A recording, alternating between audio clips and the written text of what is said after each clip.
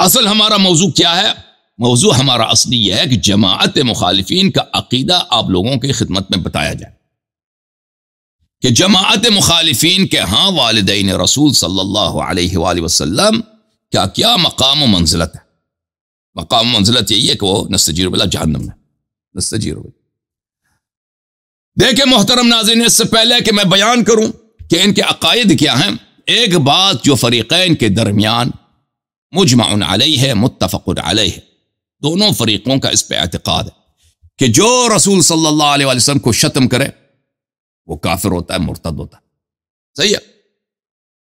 اور جو رسول صلی اللہ علیہ وسلم کا عیب بیان کرے، چاہے ان کے بدن مبارک میں ان سے کوئی عیب نسبت دے دے، یا ان کی کوئی خصلت میں، یا ان کی کوئی فعل میں، یا ان کے کوئی قول میں یا ان کی نسب میں، یہ رسول صلی اللہ علیہ وسلم کا شاتم ہے، رسول صلی اللہ علیہ وسلم کا ساب ہے، اور اس پہ وہی احکام جاری ہوں گے جو شاتم پہ جاری ہوتے ہیں.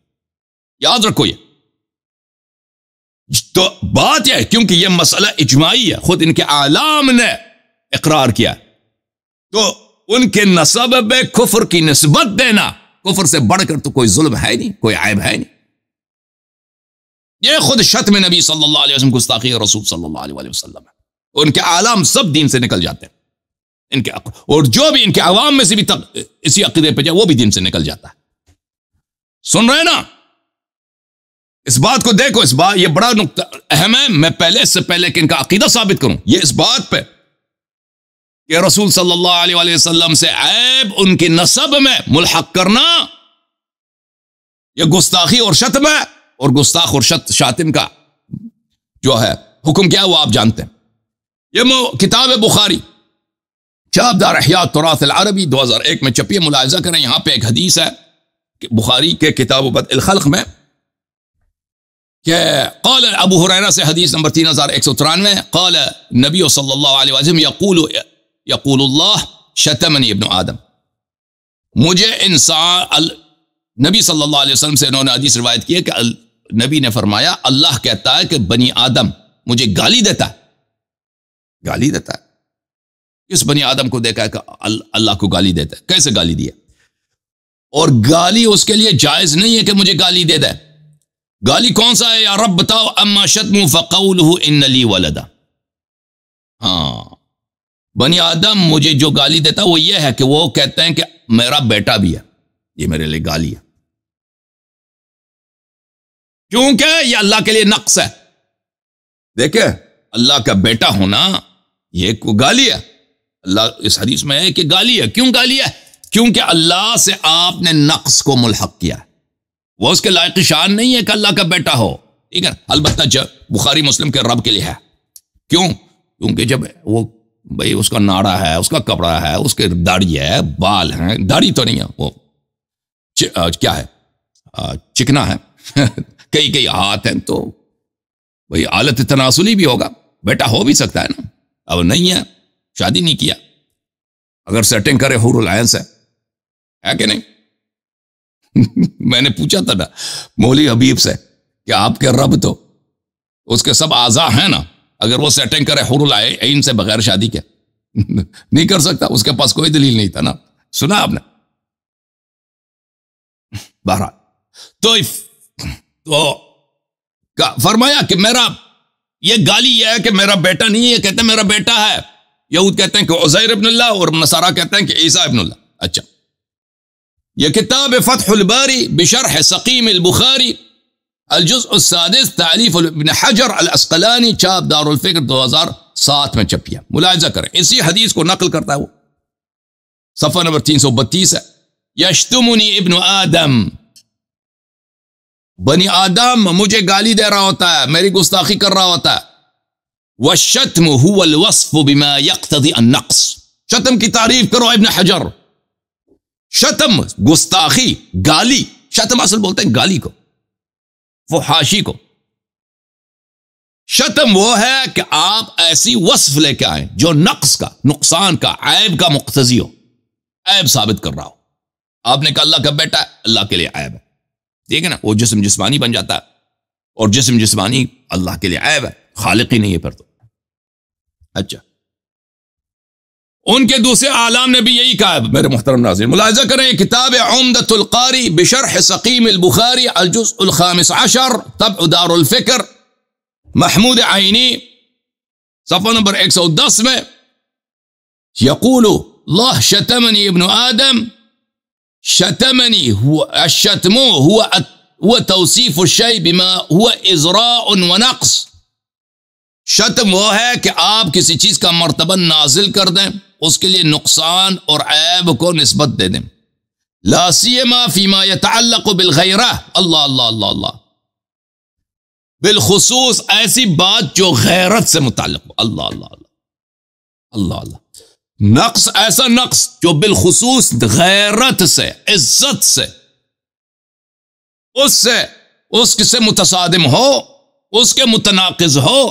اگر ایسا وصف آپ نسبت دیں بالخصوص اس کو، وہ تو گالی ہوتا ہی ہے. اچھا سبحان اللہ سبحان اللہ. ابن حجر اللہ کی لعنت تیرے چہرے پر. تو نے یہ حدیث تو تو نے دیکھی بخاری اور مسلم میں. نہیں تو نے تو یہ حدیث دیکھی بخاری اور مسلم میں کہ تو، اور پھر اجماع بھی تم لوگوں نے کیا کہ رسول اللہ صلی اللہ علیہ وسلم کے سب آبا، ان کے والدین ماجدین جہنمی، کافر، مشرک ہے. تو تمہیں کیسے ذہن میں نہیں آیا کہ تم رسول صلی اللہ علیہ وسلم کو گالی دے رہے ہو بالخصوص اس مسئلے میں جس میں غیرت کا تعلق ہے؟ کس کو غیرت نہیں اپنے والدین سے؟ ہاں والدین سے غیرت نہیں ہے. وہ مولوی آیا تھا اس یہاں پہ پچھلے ہفتے میں نے دیکھا تھا نا قیوم صاحب کو. میں نے پوچھا کہتے آپ کے والدین کو اگر کوئی کافر کہے گالی نہیں؟ کہتے نہیں جی گالی نہیں. دیکھا آپ نے نا؟ دیکھا آپ نے نہیں دیکھا؟ ارے شیعوں کو مزہ نہیں آ رہا جناب. شیعوں کو مزہ نہیں آ رہا ان مجالس میں. شیعوں کو مزہ کیا آتا ہے؟ علمی مباحث نہ ہو نا، وہ جو ذاکرین کو سناتے ہیں اوٹ پٹانگ، اس میں ان کو مزہ آتا ہے. یہ کتاب الشفاء بتعریف حقوق المصطفیٰ صلی اللہ علیہ وآلہ وسلم تالیف القاضی عیاض الیحصبی، جزء اول، چاپ دار الکتب العلمیہ. یہاں پر صفحہ نمبر 214 میں کہتے ہیں کہ نبی صلی اللہ علیہ وآلہ وسلم کی شان میں گستاخی کسے کہتے ہیں؟ عیب کسے کہتے ہیں؟ سب یعنی گستاخی، گالی، نقص، عیب من تعریض او نص، کنایے کے طور پر ہو یا تصریح کے صورت میں ہو. اس کا حکم کیا ہے؟ کوئی نبی صلی اللہ علیہ وسلم کو گالی دیتا ہے، یا کوئی نبی صلی اللہ علیہ وسلم کو کا عیب بیان کرتا ہے، یا تصریح کرے یا کیا کرے، کنایتن، اشارہ میں یہ بات سمجھا دوں. اس کا حکم کیا کہتا ہے؟ جو بھی شخص، ملاحظہ کریں، جو بھی شخص نبی صلی اللہ علیہ وآلہ وسلم کو گالی دے دے، یا اس کا عیب بیان کرے، یا اس کی ذات میں کوئی نقص ملحق کرے، نبی صلی اللہ علیہ وسلم کی ذات اقدس میں کوئی نقص، یا ان کے نسب شریف میں، او نسب ہی، یا ان کے نسب میں. اور کفر سے بڑا کوئی ہے؟ ان کے کوئی ہے بڑا عیب کفر سے، شرک سے، نجاست سے، یا ان کے دین میں، ان کی دینداری میں کوئی عیب ملحق کرے، یا خصلۃ من خصالی، یا ان کی کسی عادت میں، کسی خصلت میں، کسی بات میں وہ اس طرح کوئی عیب ملحق کرے. او عرض بھی، یا تصریح نہ کرے، اشارتن کنایتن کہہ دے یہ بات. سبحان اللہ. اور یہ فرقہ لوگوں نے اجماع کیا ہے بھائی، تصریح کے ساتھ اجماع کیا. اشارہ کیا ہے؟ اشارہ کس کو کہتے ہیں؟ اچھا کہتے ہیں فہو الساب لہ، ایسا شخص رسول صلی اللہ علیہ وسلم کا شاتم ہے، رسول صلی اللہ علیہ وسلم کا گستاخ ہے. والحکم فی حکم الساب، اور اس کا حکم یہ ہے کہ یہ شخص جو ہے گستاخ رسول صلی اللہ علیہ وسلم یقتل، یہ کافر بھی ہے اور یہ اس کا قتل کرنا واجب ہے. ٹھیک ہے نا؟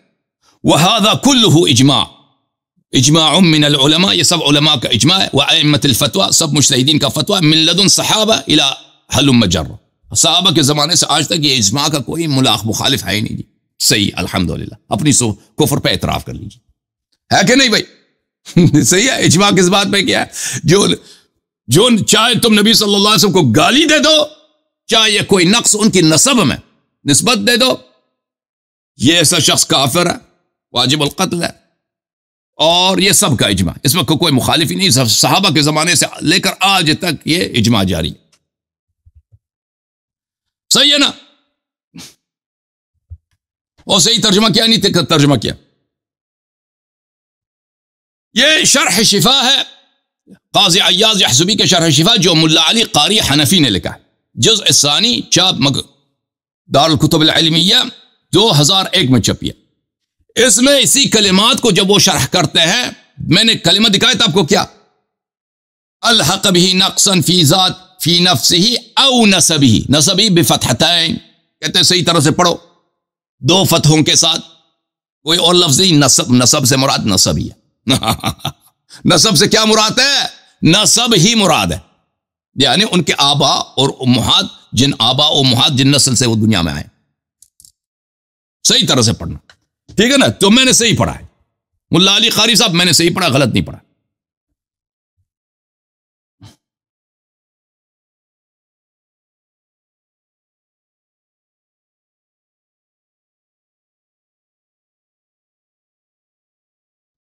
یہ کتاب المحلى لابن حزم الظاہری، جزء 11، طبع ادارت المنیریہ بمصر، صفحہ نمبر 412. کہتے ہیں کہ ان من سب رسول اللہ صلی اللہ علیہ وآلہ او نبیا من الانبیاء او ملکا من الملائکہ فهو بذلك القول كافر سواء اعتقده بقلبه او اعتقد الایمان بقلبه. کہتا ہے کہ جو بھی شخص نبی صلی اللہ علیہ وآلہ وسلم کے متعلق شتم کرے، شتم کا سب کرے، اس کا مطلب کیا ہے شتم کا؟ وہی جو کوئی عیب ملحق کرے نا. یہ کوئی ضروری نہیں ماں بہن کی گالی دے دے، وہ کوئی ضروری نہیں ہے کہ ماں بہن کوئی ایسا عیب ملحق کرے، وہ کیا ہے؟ وہ شتم ہوتا ہے. جو بھی جس کی زبان سے نکل آئے، چاہے اس کا عقیدہ ہے یا نہیں، وہ اس سے کافر ہو جاتا ہے، اس سے ہو جاتا ہے کافر. چاہے اللہ کو گالی دے دو، چاہے نبی کو، چاہے ملائکہ کو، یا کسی بھی نبی کو. اچھا،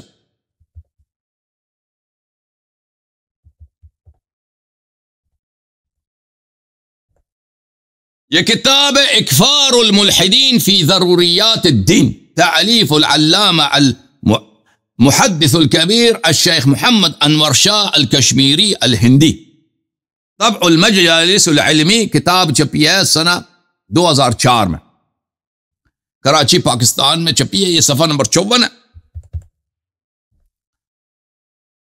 ایما رجل سب رسول اللہ صلی اللہ علیہ وسلم، جو بھی مسلمان رسول صلی اللہ علیہ وسلم کو گالی دے دے، او کذبہ، یا تکذیب کرے، او عابہ، یا عیب بیان کرے، او تنقصہ، یا ان کی ذات میں کوئی نقصان بیان کرے، ان کی نسب میں، ان کی ذات میں، ان کی خصلت میں، ان کی دینداری میں، فقد، سبحان اللہ، یہ فتوے تو دیتے ہو، پر جو تمہاری کتابوں سے جب نکالتے ہیں کہ ابو بکر نے یہ کیا، عمر نے اس طرح رسول صلی اللہ علیہ وسلم سے بات کی ہے، ٹھیک ہے نا، اس طرح خطاب کیا، عائشہ نے یہ بولا ہے نبی کو، تو پھر وہ سب بھول جاتے ہیں، اجماع ختم ہو جاتا ہے اس وقت. فقد کفر باللہ تعالی، ایسا شخص کافر ہے. وبانت منہ امرأتہ، اس کی بیوی بھی اس سے الگ ہے. اجمع المسلمون علی ان شاتمہ صلی اللہ علیہ وسلم کافر، مسلمانوں کا اجماع کہ جو نبی صلی اللہ علیہ وسلم کو شتم کرے وہ کافر ہے. شتم سے مراد کیا ہے؟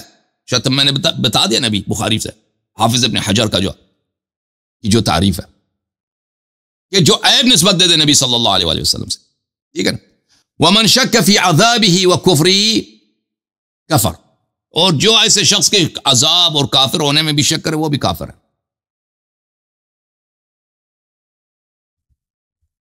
اور پھر لگتا ہے کہ ایسا کافر جو ہے اس کو قتل کیا جاتا ہے، اس کا توبہ قبول نہیں ہے.